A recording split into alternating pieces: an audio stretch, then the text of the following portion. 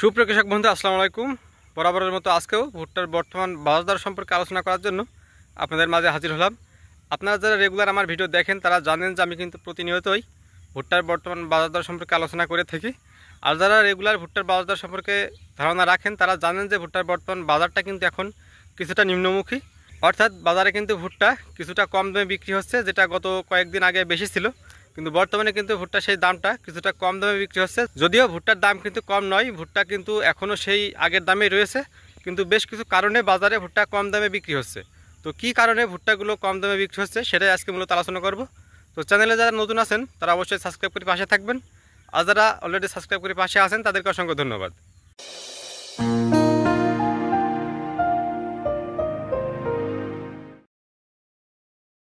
তো আমি আগেই বললাম যে ভুট্টার বাজারটা কিন্তু একই আছে, ভুট্টার বাজার কিন্তু কমেনি। তাহলে আপনারা কেন ভুট্টা কম দামে বিক্রি করছেন বা কেন কম দামে ভুট্টা বাজারে বিক্রি হচ্ছে?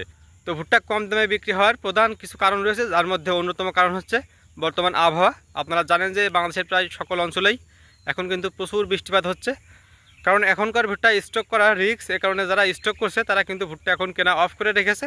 শুধুমাত্র মিল মালিকরাই কিন্তু ভুট্টাগুলো কিনছে, তারা সাথে সাথে ব্যবহারও করে ফেলছে। কিন্তু যারা স্টক করার জন্য ভুট্টা কিনবে তারা কিন্তু এখন তেমনভাবে ভুট্টা কিনছে না, কারণ এখন যে আবহাওয়া, এই আবহাওয়া থেকে ভুট্টা কিনলে কিন্তু সেই ভুট্টাগুলো স্টক করে বেশি দিন রাখা যায় না।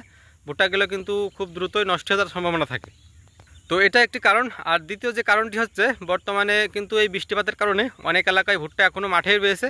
তো এই বৃষ্টিপাতের কারণে কিন্তু তারা ভুট্টাগুলো সঠিকভাবে শুকাতে পারছে না, বা ভুট্টাগুলোর যে কোয়ালিটি সেই কোয়ালিটিগুলো অক্ষুণ্ণ থাকছে না, কোয়ালিটিগুলো কিন্তু নষ্ট হয়ে যাচ্ছে। এই বৃষ্টির কারণে যখন ভুট্টার কোয়ালিটি নষ্ট হয়ে যাচ্ছে, বা ভুট্টাগুলো কালো হয়ে যাচ্ছে, বা ভুট্টাগুলো কল গজিয়ে যাচ্ছে, তখন কিন্তু এই ভুট্টাগুলোর দাম অটোমেটিক কম হবে, কারণ এই ভুট্টাগুলো কিন্তু কোয়ালিটি সম্পূর্ণ ভুট্টা নয়। আর অতি বৃষ্টির কারণে বাজারে এই ধরনের ভুট্টাই বেশি পাওয়া যাচ্ছে, যে কারণে কিন্তু ভুট্টার দাম কিছুটা কম। যদি কোয়ালিটি সম্পূর্ণ ভুট্টা হতো সেক্ষেত্রে বেশি হতো, কিন্তু কোয়ালিটি সম্পূর্ণ ভুট্টা কিন্তু বাজারে বর্তমান তেমন একটা নেই। বেশিরভাগ ভুট্টাই যেগুলো স্টক করা যায় না, এই জাতীয় ভুট্টাই কিন্তু বাজারে বেশি, এই কারণেই কিন্তু ভুট্টার দাম কিছুটা কম। এই বৃষ্টির কারণে আরও একটি সমস্যা হয়, যেটা হচ্ছে পরিবহনে কিন্তু সমস্যা হয়। এ কারণে কিন্তু সঠিকভাবে পরিবহন করা যায় না। বৃষ্টির মধ্যে কিন্তু বিভিন্ন ধরনের সমস্যা হয়, এ কারণেই কিন্তু ভুট্টা ব্যবসায়ীরা ভুট্টা কম কিনছে, আর এ কারণেই ভুট্টার দাম কিছুটা কম। তাছাড়া আরও একটি সমস্যা রয়েছে, যেটি হচ্ছে বড় বড় ব্যবসায়ীরা সব সময় কিন্তু নিজের টাকা দিয়ে ব্যবসা করে না, তারা কিন্তু ব্যাংক থেকে সিসি লোন নেয়। আর এই সিসি লোনগুলো কিন্তু জুন মাসের শেষের দিকে এসে শোধ করা লাগে, অর্থাৎ এই জুন মাসে কিন্তু এই লোনগুলো পরিশোধ করে আবার নতুন করে তাদেরকে লোন নিতে হয়। তো এখন যখন সামনে জুন মাস চলে এসেছে, এখন কিন্তু ব্যবসায়ীরা তাড়াহুড়ো করছে তাদের যে লোন, সেই লোনটা শোধ করতে। এখন কিন্তু তারা ভুট্টা কেনার দিকে তেমন একটা মনোযোগ নেই। খুব অল্প সংখ্যক ব্যবসায়ী কিন্তু ভুট্টা কিনছে, বেশিরভাগ ব্যবসায়ী ভুট্টা কিনছে না, তাদের লোন শোধ করা নেই ব্যস্ত। আর যদিও কেনে তো সেটা খুবই সামান্য পরিমাণে।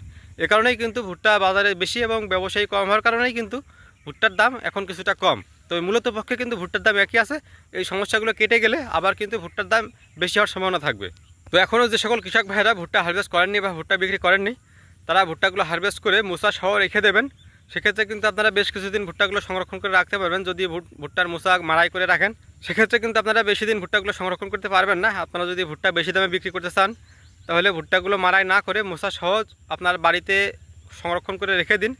তাহলে ভুট্টা কিছুদিন ভালো থাকবে, যখন দাম বাড়বে তখন ওগুলো মাড়াই করে শুকিয়ে তারপরে বিক্রি করে দিবেন।